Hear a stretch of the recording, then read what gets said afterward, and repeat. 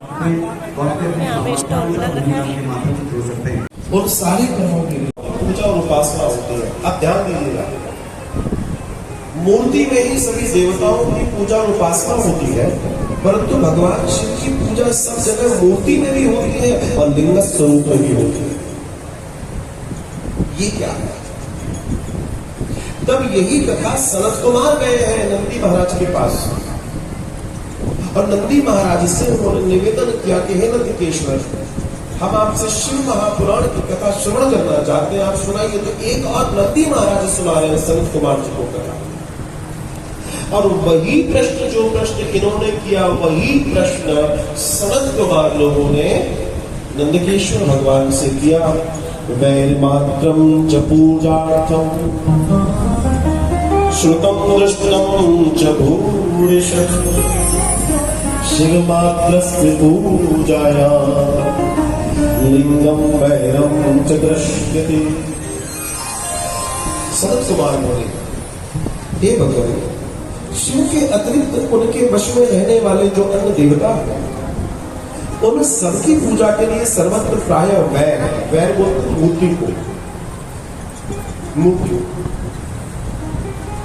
तो वैर मात्र अर्थात मूर्ति मात्र ही अधिक संख्या में देखा और सुना जाता है। केवल भगवान शिव की ही पूजा में लिंग और वैर दोनों का उपयोग देखने में आता है। अतः ही कल्याणमय नंदिकेश्वर इस विषय में जो तत्व की बात है कृपा कर हमें वो बताइए, जिससे हम इस मूर्ति और लिंग की पूजा के भेद को जान पाए और आनंद कर पाए।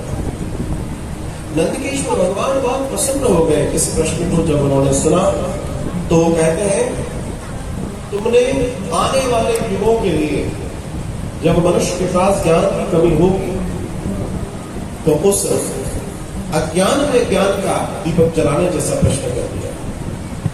क्योंकि आज भी लोग भगवान शिव की पूजा में कंफ्यूज है। वे सोचते हैं कि जो शिवलिंग ये है क्या, लोगों के पास जितनी बुद्धि जितना दर्शन है उतना ही वो सोच पाते हैं कि क्या है। तो एक बार और क्षीर सागर में विष्णु के पास जाकर देखते हैं कि विष्णु आराम से बैठे हैं, लेकिन ब्रह्मा के आने पर ब्रह्मा ने जैसे उसका तुम्हें मालूम नहीं मैं कौन हूं, वे मुस्कुराकर उन्हें देखते हैं। ब्रह्मा कहते हैं कि मैं तुमसे श्रेष्ठ हूं, मैं तुमसे बड़ा हूं, तुम्हें मुझे प्रणाम करना चाहिए। लेकिन वो कहते हैं कि तुम मुझसे बड़े कैसे हो सकते हो, मैं तुम्हें प्रणाम क्यों करूं, तुम उल्टा मुझे प्रणाम करो। और इस बात पर इतनी ज्यादा बहस हुई कि अंत में ये दर्शन बहुत बड़े युद्ध में बन गए। दर्शन आता है, नंदिकेश्वर कहते हैं कि उस समय अजन्मा ब्रह्मा और विष्णु मोहवश मैं श्रेष्ठ हूं, मैं स्वामी हूं, तुम नहीं, इस प्रकार बोलते बोलते परस्पर एक दूसरे को मारने की इच्छा से युद्ध में प्रवेश कर जाते हैं। और ब्रह्मा हंस पर आरूढ़ होकर युद्ध करते हैं, विष्णु गरुड़ पर आरूढ़ होकर युद्ध करने लगते हैं।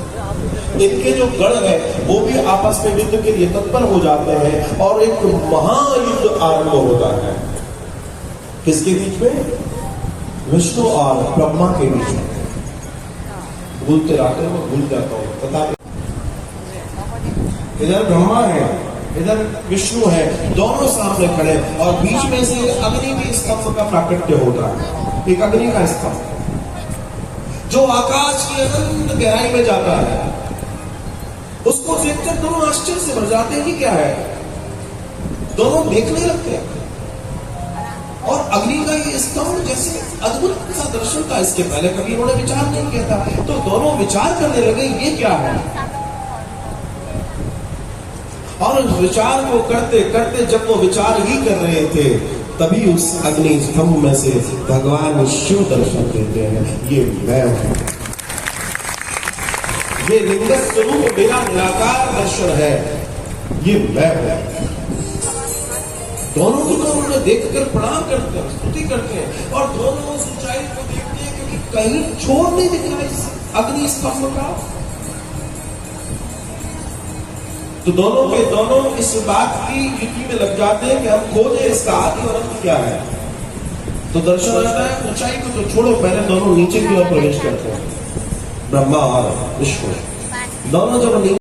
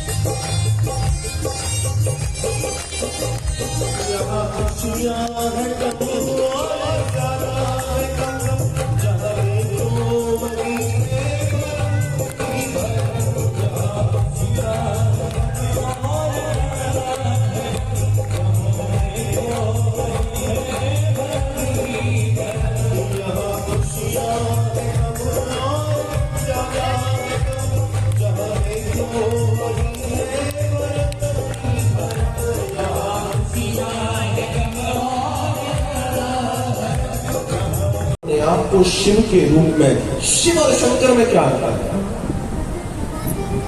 शिव कहते हैं लिंगम को और शंकर कहते हैं वैर को, मूर्ति को।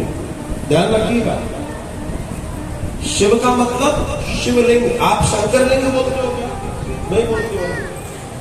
अगर शंकर लिंग बोल देंगे तो उसका पूरा मतलब खत्म हो जाएगा। ये शंकर लिंग नहीं है, शिवलिंग है, निराकार। यही ओंकार है, यही निराकार है। तो भगवान ने शिवरात्रि को अपने को जो प्रकट किया है वो लिंग के रूप में किया है, अर्थात उसी को शिवरात्रि कहते हैं और शिवरात्रि का यही दर्शन है। अब भले ही आप लोग सोचो कि शिवरात्रि को विवाह हुआ, मैंने आज तक कहीं नहीं पढ़ा कि कहीं लिखा हो कि शिवरात्रि को विवाह हुआ। मैंने आपसे कहा ना 21 दिन प्योर बात करके आपसे, आपने कहीं पढ़ा हो तो मुझे लाके जरूर देना कि ये लिखा है। समझ रहे आप? समझदार। इसलिए कहता हूं आपके घर में पुराण होने चाहिए, आपके घर में उपनिषद होने चाहिए। जब समय आए तक पढ़िए, लेकिन एक लोक रीति चल पड़ी और आखिर में उस आनंद का प्रसाद जब इन्हें मिलेगा तो कल कहेंगे मम्मी आज भी चलेंगे, दादी आज भी चलेंगे। ये जरूर।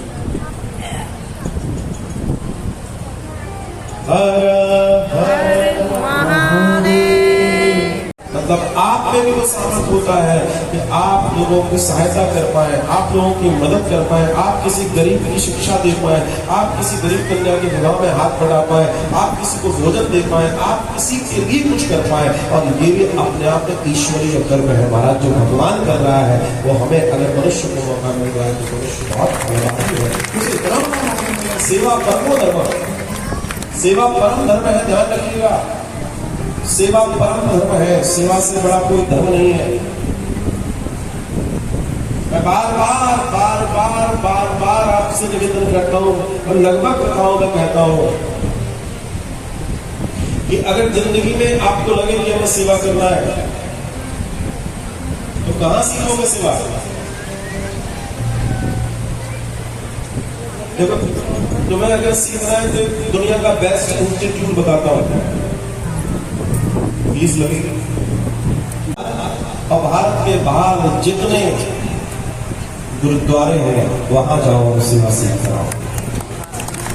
एकमात्र दुनिया में जहां आप सेवा सीखते हैं, बहुत ही अच्छी सेवा।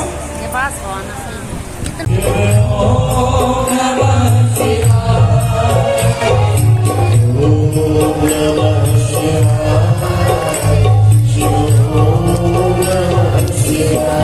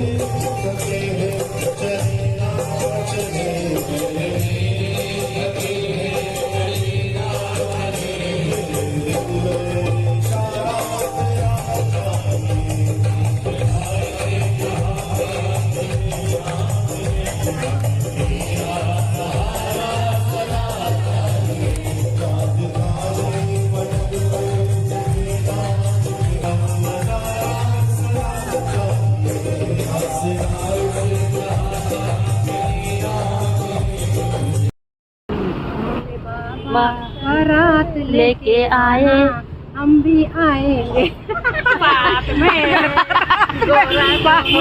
गौरा लेके आना हिमाचल की रोड पे गौरा तुमको यार मिले हरी मोड़ पे, हरी मोड़ बोले बाबा बारात लेके आना हिमाचल की रोड पे। चलो जल्दी जल्दी आना और दौड़ दौड़